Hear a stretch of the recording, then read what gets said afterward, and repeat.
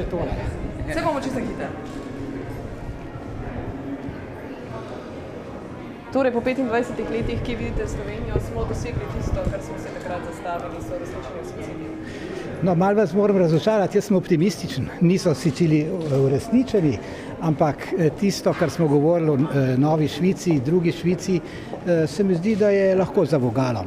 Konec koncev imamo boljšo lego, lepšo deželo, pridne ljudi, tako da jaz mislim, da Švica ni nedosegljiv cilj.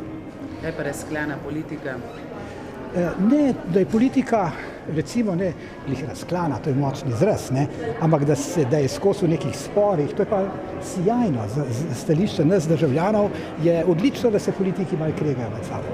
Katere izzive bi kljub tej razklanosti lahko? Predlagatelj nove evropske ustave, kako komentirate bistvo današnje Brexit?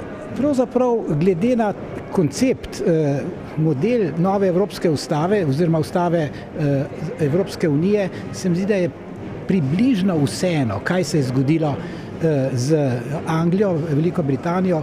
Mogoče je ta koncept še bolje uresničljiv, glede na to, da temelji na jasni predstavi o skupnem evropskem prostoru svobode, varnosti in solidarnosti z zelo dobro varovanimi, pravno urejenimi zunanjimi mejami in vse to se mi zdi, da bi bilo bolje in lažje uresničljivo brez Velike Britanije in njenih posebnih položajev. Položaj Slovenije v Evropski uniji v prihodnosti, če bo šla Evropa po dveh hitrostih? Ne verjamem, da bo šla po dveh hitrostih. Edino, kar se mi zdi, da je smiselno, je to, da se bo utrdila šengenska zunanja meja. In kje se bo ta utrdila, ali bo tudi Hrvaška obsegla ali ne, ali kje bo segla na vzhod, to je še nejasno, ampak ko bo postalo jasno, potem bo to Evropa ene hitrosti, glede na položaj Evropske unije v globalnih geopolitičnih razmerah.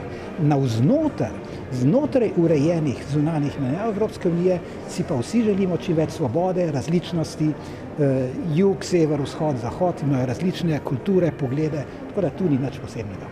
Hvala. Hvala lepa.